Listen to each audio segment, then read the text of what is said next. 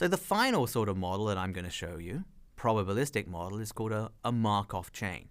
Now, a Markov chain is a dynamic model. It's a probabilistic model, and it's discrete. And what it does is model a discrete time state space transition. Now, that's a bit of a mouthful, so I'm going to immediately give you an example so you can understand what we mean by that. And the example that I'm thinking about is what a public policy person might do when they're trying to understand an individual's employment status. So obviously, unemployment and employment are key features of the economy. We like to understand them. We can understand them at a point in time by doing a survey and asking people whether they're employed or not employed, but we're also frequently interested in the dynamics of that process. For how long do people stay unemployed? How likely are they to transition from employment to non-employment? So in this particular example, I'm going to treat time not as a continuous variable, but as a discrete variable, and I'm going to consider time in 6-month blocks. And I'm going to consider an individual's employment status as being in one of 3 possible categories. First one is that you're employed. You got a job. The second one is that you're unemployed and looking for a job. And the third one is that you're unemployed and you're not looking for a job. Now, it's quite possible to move from one of those states, that's what we mean by state, there are 3 states here, to another. So you could be unemployed and you get fired. So that's going to take you to being unemployed, and maybe you're upset about being fired and you're going to try and find a job, and so you're unemployed and you're looking. Or maybe you've said, oh, that's enough, I'm unemployed and I'm not going to look. So you could go from state 1 to either state 2 or state 3. Likewise, you could be unemployed and looking for a job and then get employed. So you could, from one time period to the next, go from state 2 to state 1. But if you're unemployed and not looking, well, you can't go from state 3 to state 1, because if you're not looking for a job, you're not going to become employed. So you can see there are some transitions that you can make and others that you can't between these 3 states.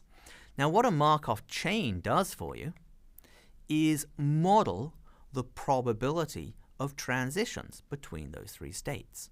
So if you have a look at the graphic on the right-hand side here, you can see the 3 possible states that an individual is in. So they're employed, they are unemployed and looking, that's state 2, or unemployed and not looking, that's state 3. And I've drawn arrows that show you the possible transitions. And so if you're employed, you could certainly move to the unemployed and looking state. You could also move to the unemployed and not looking state. It's important to realize that you could stay employed in the next time period, which is why there's a darker blue arrow from the state back into itself. You can certainly stay in the same state. Likewise, you could move between the looking and not looking states as well. But notice the arrow, or the absence of an arrow, between not looking and employed, because if you're not looking, you're not going to be able to transition to the employed state. So that graphically represents the chain. Now, on the left-hand side, we have what is called the probability transition matrix.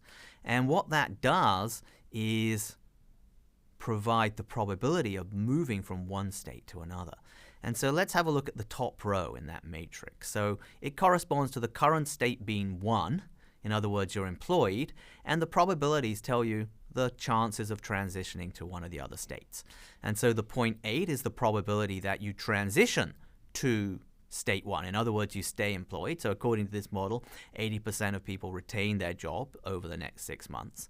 And there's a 0.1 chance that you lose your job and move to the looking stage, and likewise a 0.1 chance that you lose your job and move to the not looking stage.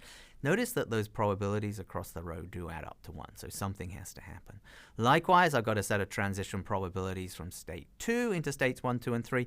And if you have a look at state 3, notice there's a 0 in the bottom left-hand side of the matrix, because if you are unemployed and not looking, there's a 0 probability of becoming employed.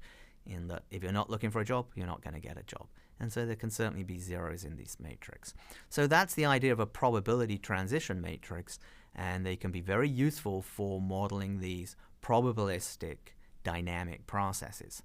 Now, this model is called a Markov chain because it satisfies a certain condition, and it's called the Markov property, which more generally would be understood as a lack of memory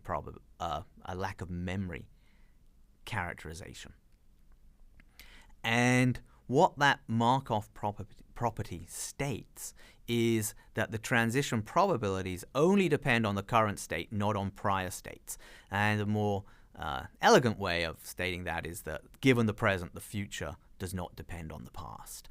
And that's definitely an assumption in this particular model, and the assumption may or may not be correct, and so one would want to check that assumption. But in this classic Markov chain, that is an assumption, a simplifying assumption that is made.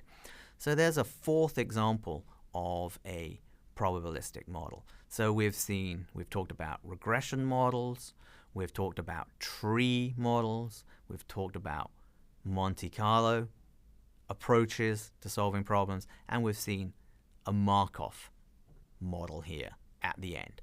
And so these are all examples of probabilistic models and have the potential to be applied to a wide number of business processes. So hopefully you get the idea there's lots of opportunity to use these ideas in practice.